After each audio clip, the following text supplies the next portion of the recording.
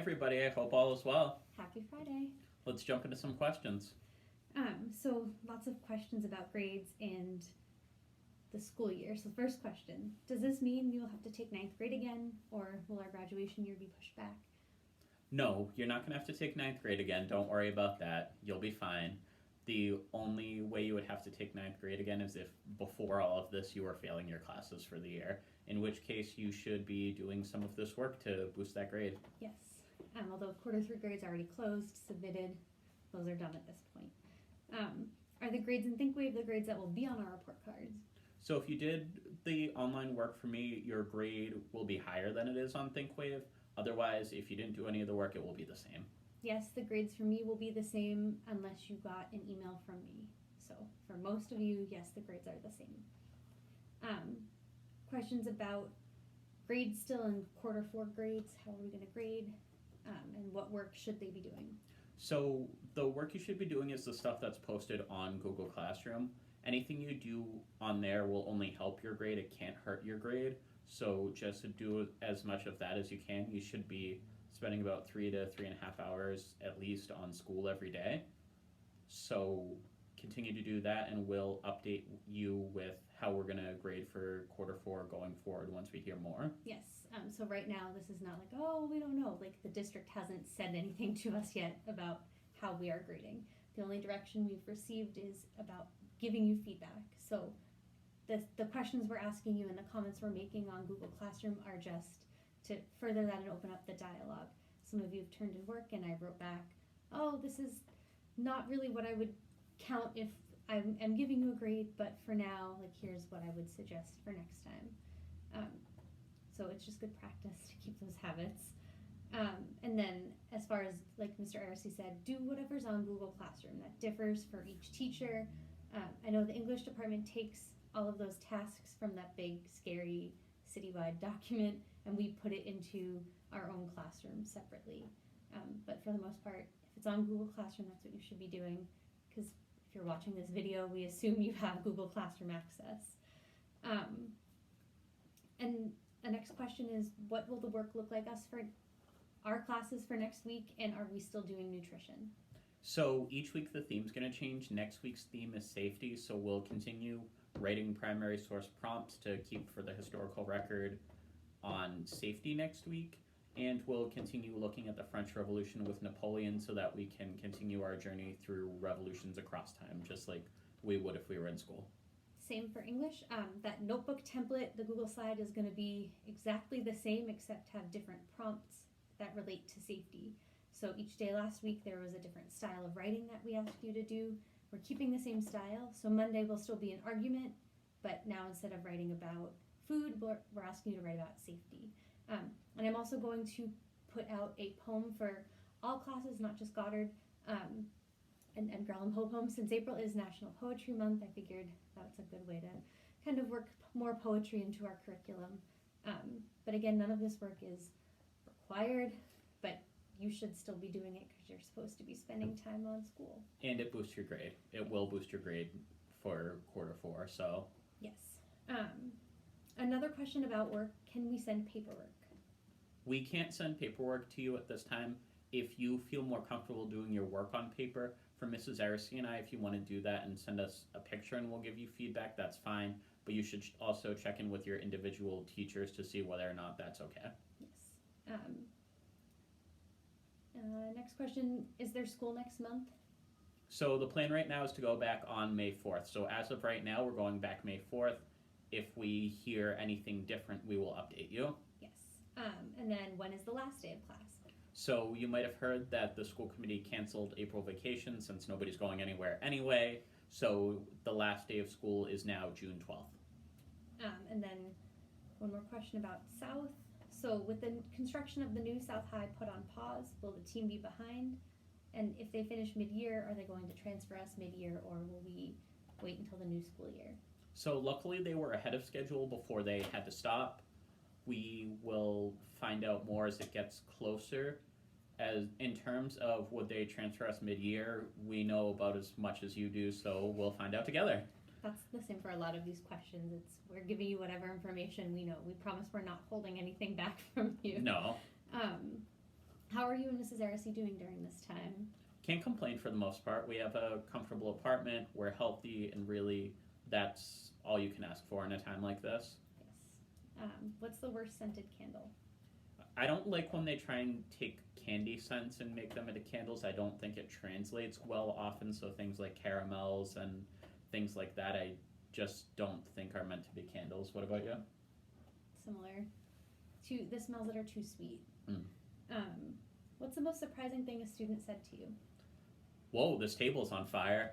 My first year of teaching, a kid found a lighter on the way to school and was playing with it at his table. I worked at a school where they had tables instead of desks, and he started a little spark on there.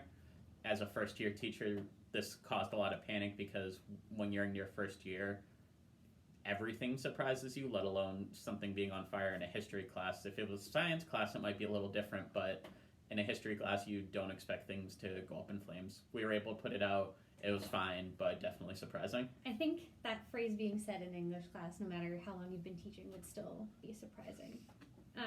What is your favorite national park and why? So this is like asking me to choose my favorite kid. There are so many options, and all of them are beautiful and unique for their own reasons. If I had to choose one to keep going back to, I'd say the Redwoods. The trees are beautiful. There's gorgeous cliffs and beachfront, and you kind of have a little bit of everything in one, and the trees are unlike anything I've seen on Earth. Acadia also has an honorable mention because it's the one that's closest to us, plus you have those beautiful cliffs overlooking the ocean. If you want to know more about national parks, please feel free to ask me more questions. I'd love to talk about them. What about you? I think Acadia and then the Washington State parks. So that includes Olympic, that also includes Mount Rainier and the North Cascades, which is definitely a very underrated park. The water was like the prettiest color I've ever seen. I'll see if I can add some of our pictures on here. I did like the Smoky Mountains as well. And that was the first one we went to together, right? Yeah. Who is your favorite character in Brooklyn Nine-Nine? Mine is Captain Holt. I like that he's kind of no nonsense, but still has that very dry sense of humor. What about you? I like Captain Holt's husband, Kevin. I also enjoy their dog, Cheddar. So the whole Holt family, those are my favorites. But Jake and Amy, also the two protagonists. For Mrs. Aracey only, describe your favorite movie. So I'm going to do like a 20-second description in great detail, so I will start now. It is a movie that follows the coming of age of a boy who finds out on his 11th birthday that he is a wizard. He learns that his parents, who died when he was a baby, he learns that they have wizard powers. They went to a wizarding school, and that the scar he got on his head was actually a scar from the spell that killed his parents. And it was his mother's love that saves him. So the whole series follows his growing up and attending his 7 years at his school in England. And I think my 20 seconds are way past. But if you know the name of the movie I'm talking about, you can write it in or the movie series, you can write it in the comments. What are some non-school related things that keep you guys busy? Catching up on a lot of shows on Netflix, baking. We're going to have a bake-off this weekend, and playing games on the Switch for me, at least. Same. I've been trying to do more reading. I have 2 books now for my book club this month. And my friends and I just started a Google spreadsheet with all of the TV shows we keep recommending to each other. So working our way through our Netflix queue. And we do a Friday night game night with some of our friends through the Jackbox games. And we use Zoom to kind of see each other as we play. So that's fun. Yeah, and a friend streams it on YouTube. What are you watching on Netflix currently? So right now I'm rewatching Scrubs. Mrs. Aracey is watching it for the first time because 2 of the main characters started a podcast where they go through and talk about each of the episodes of it, and it's always been one of my all-time favorite shows.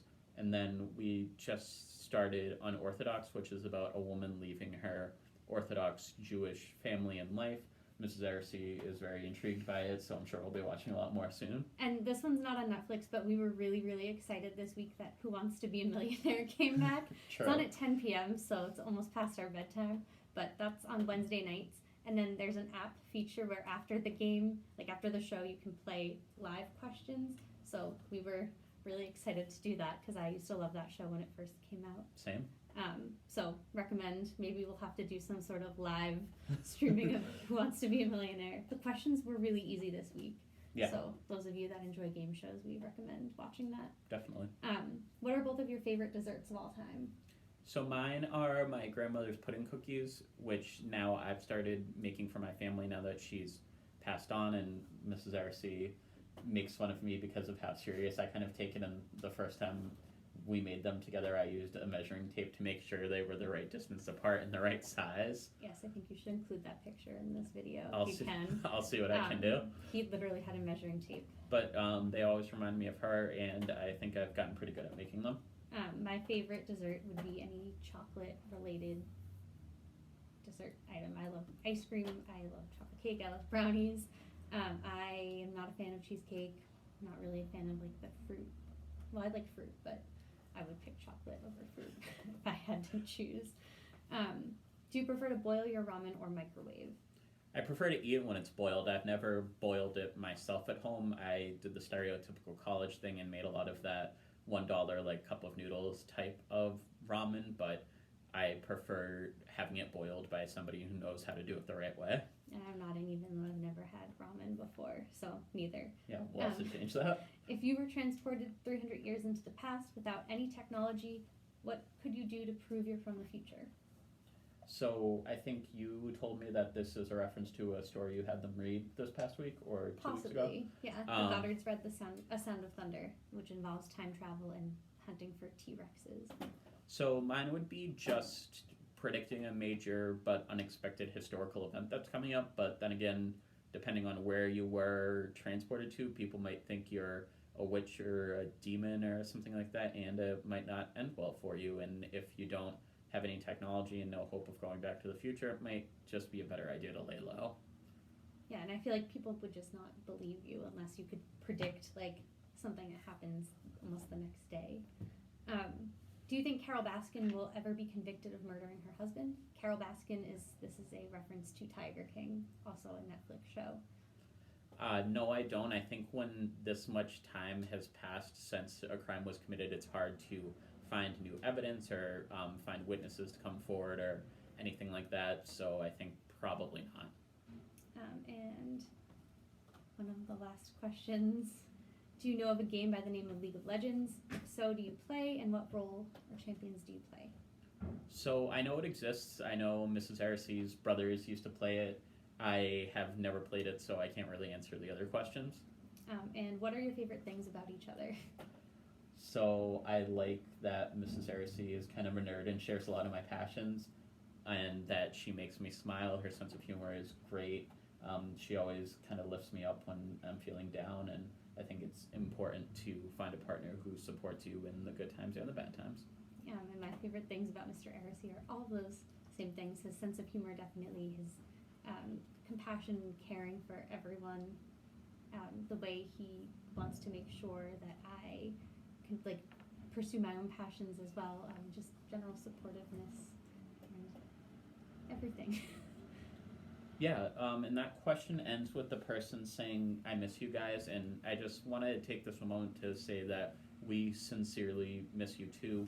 As you've gotten to know over the course of the year, my teaching style involves a lot of just talking to you one-on-one and making those connections and letting you get to know me and just going around and checking in and letting you ask questions, because I think asking questions is the best way to learn, and it's been really tough not being able to do that, and I can't wait till we see each other again, whenever that is. I read an interesting article this week that March is usually like the sweet spot in the school year, and I really do agree with that, reflecting on it. Like, a lot of the beginning of the year is getting to know each other, getting to know the teacher style, getting to know who's in the class, and creating a dynamic as a class. And then by the time March rolls around, we're settled, everybody works, knows how the other person works, knows how to read the room, and it is really sad that we're missing out on like a really nice part of the school year where we're in our groove, we know what's expected of us and what we expect of each other, and it is sad that now is the time where, I don't know, we're just losing out on that time. So it is sad for us. It's not like it's a vacation right now. We're still working and thinking about you guys. And we'll see you next week. We'll both have materials on the classroom on Monday. We'll both probably have videos or some sort of other instructions for you. Quentin, I know you've been waiting for a tier list. Here's my dog tier list. They're all good dogs. On that note, enjoy your weekends. If you celebrate Easter, happy Easter. If you celebrate Passover, happy Passover. Bye.